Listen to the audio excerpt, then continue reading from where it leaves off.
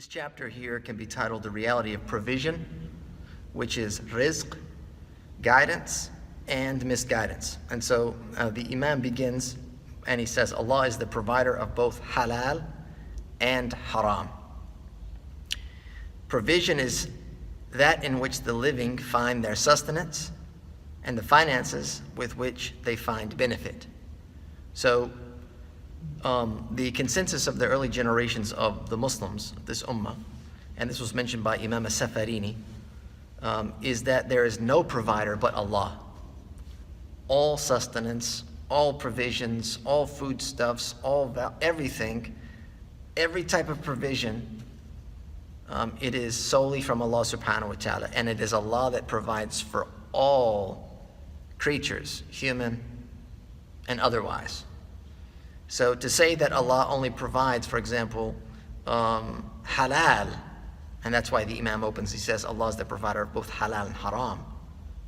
To say that Allah only provides halal would insinuate that He did not provide for someone who, for example, only consumed the haram their entire life. So someone that went through their life just drinking alcohol and eating pork products or something that's impermissible.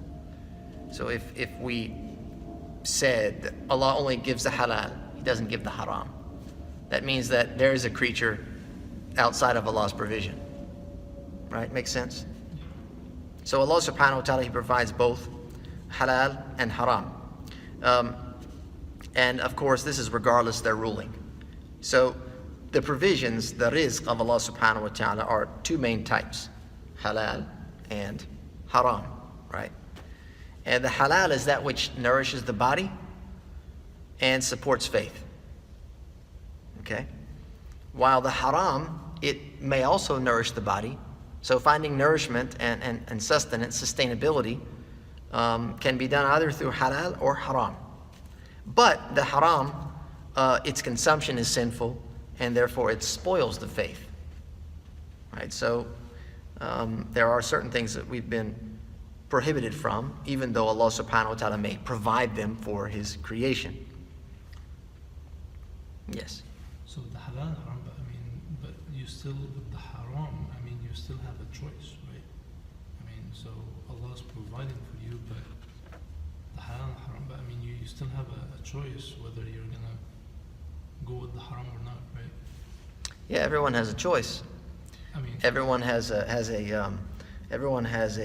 qudra and irada. Right? They have the ability and they have a will, and they have al-ikhtiyar, and they can choose if they're going to seek purely halal provisions, or they're going to seek purely haram, or they're going to seek a combination of the two. But whatever they do seek, it is from Allah subhanahu wa ta'ala. Yeah. That's the point. Yeah. And the reason why this is here, so there's some context to it. When you're studying Aqidah, there's two different approaches. The first approach is just to lay it out as it is, and then just, touch on all of the major topics of doctrine. Or you study it from the perspective of refutation. So you look at what has been introduced into Islam, like innovations into Islam, and then you refute those innovations, and then you clarify what the correct position is. Okay? So this section here, and there were previous chapters you've been the last 4 or 5 sections, have all been in refutation of the Mu'tazila, who were largely dependent on their intellect, and they gave precedence of their intellect over the revelation. And they arrived to the conclusion that Allah only provides the halal and not the haram. So here, Imam Ibn Balban is basically refuting that without refuting it explicitly, without saying the Mu'tazila, they said this and did X, Y, and Z. He's just laying it out. The first style saying, this is what we believe. We believe that Allah is the provider of both halal and haram. So for our intents and purposes as beginners, if we grasp that concept, in the event that, the Mu'tazila, this is a very ancient sect, right? And I'm not sure that many of their principles are still in circulation, especially here. In the event that someone were to say something like that or present that, we would know right away, well, Imam Ibn Balban, he said, Allah is the provider of both the halal and the haram. He provides everything to everyone because he is Ar-Razaq. That's one of his names, and the attribute of that name is that he is the one that provides, and he provides for all creatures. With that idea of food or sustenance, right, the same thing can be said about livelihood, about your income and your wage, your source of finance. The next section, he says, Allah, the glorified and high, misguides whom he wills and guides whom he desires. If he willed, he would surely guide everyone. Whomever Allah misguides has no guide. So what is misguidance? It's a couple of things. Misguidance consists of several things. He says, Ibn Balban, misguidance is the creation of denial and delusion in the heart. Starts here. It starts here in the heart. A love for it, that a person loves misguidance and denial, and an ability to do it. So that you have not only the belief created in the heart, but then you have the created ability to act upon that disbelief, that disobedience, and that denial.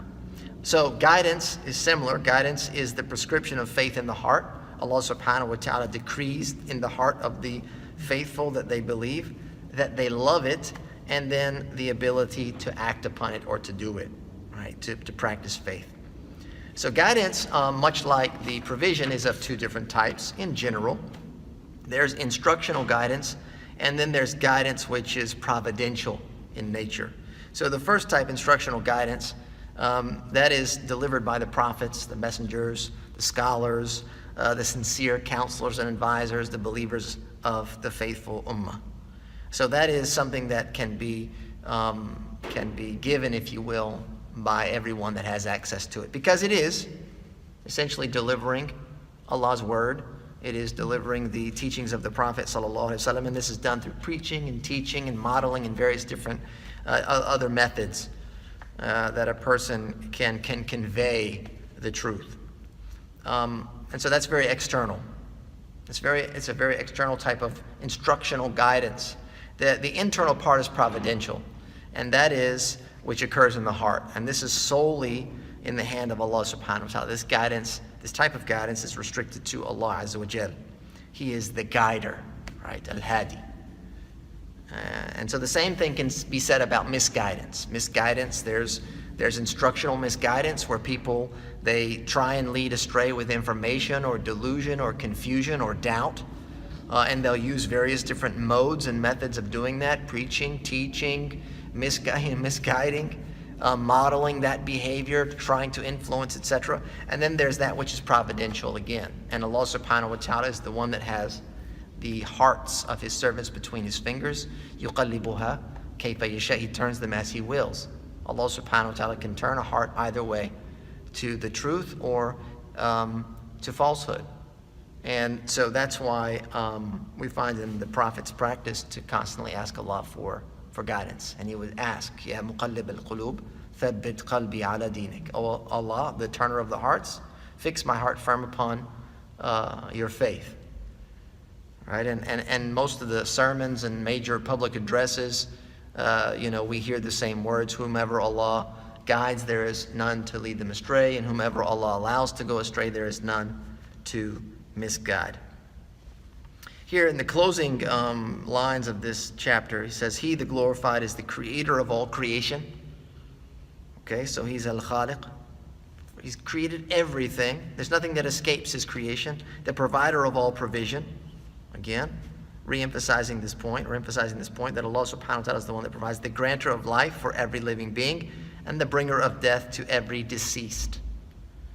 All of which has a fixed time that cannot be advanced, and it cannot be delayed. Right? So Allah subhanahu wa ta'ala creating and providing. Everyone has a decreed portion of this world that they will be given. They will not die until they have consumed all of that. And then Allah subhanahu wa ta'ala has brought the living to life, and they have a decreed, appointed, fixed time that they will be alive on this earth. And then when that appointment comes to an end, it will be over, and they will cease to be living. And there's no way that this can be changed in Allah subhanahu wa ta'ala's decree. He says, the maintainer of what is maintained and the perisher of that which perishes.